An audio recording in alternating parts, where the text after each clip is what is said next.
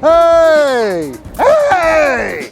I'm Mr. O, here with another moment at the Children's Museum of Houston. Most people have never tried gum and chocolate before. It really doesn't sound that appetizing. But if you do combine them, something weird happens.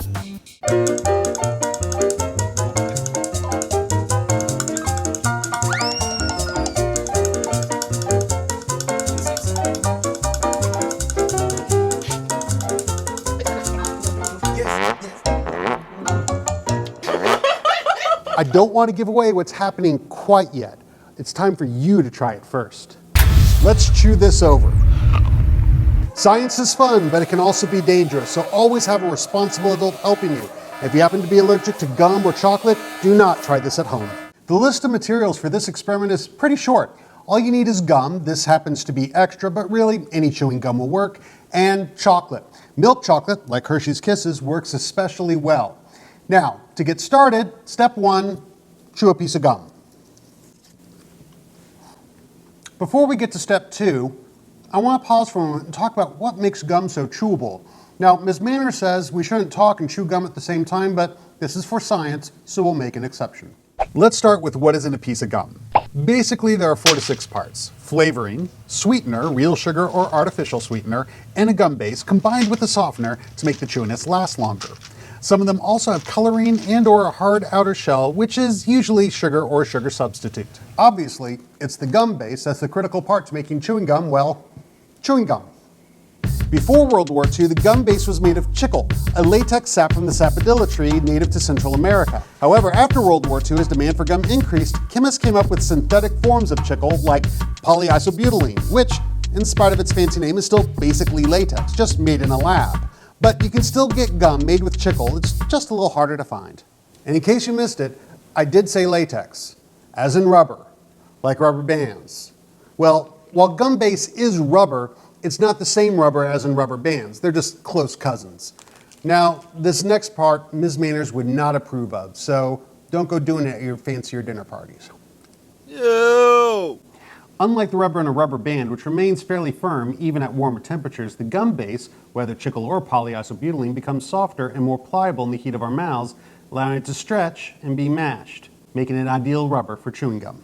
Okay, back to the experiment. Next, unwrap a piece of chocolate and put it in your mouth and chew it up with the gum. Now, no cheating and storing your gum in your cheek or by your gums. You need to actually mash the two of them together to get this to work. Now, I don't want to give away what just happened, so if you haven't done it yet yourself, pause this video now, go do it, then come back. Okay, what you should have experienced was the gum dissolving into the chocolate. Literally, it melted away. But why is that happening? Well, it comes back to a basic chemistry concept. Like dissolves like.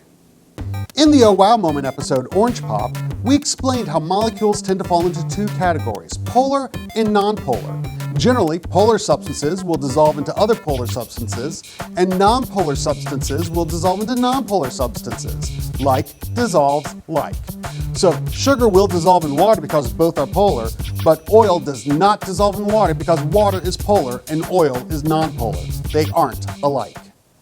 But what does this have to do with gum and chocolate? Well, it comes back to our gum base. The gum base is a nonpolar molecule. Our saliva, which is mostly water, is polar. So when you mix them, the gum base doesn't dissolve. For the gum base to dissolve, it needs to be mixed with nonpolar molecules, like vegetable oil. And chocolate, especially milk chocolate, contains a lot of oils. So when you pop this piece of chocolate into your mouth, it melts and the gum dissolves into the chocolate, allowing you to swallow it. That leads me to another point. You know that story where if you swallow a piece of gum, it sits in your stomach for 7 years? That's not true. It's an old wives' tale. It's a falsehood, a myth, just flat out not true. It goes through your digestive tract just like any other piece of food. So it too shall pass in 1 to 3 days, depending upon your age, your gender, and your diet. So with that out of the way, the next time someone tells you to get rid of your gum, you could reach for a tissue or, if you'd like, a piece of chocolate. This has been another Oh Wow moment from the Children's Museum of Houston. We hope your mind can come out to play.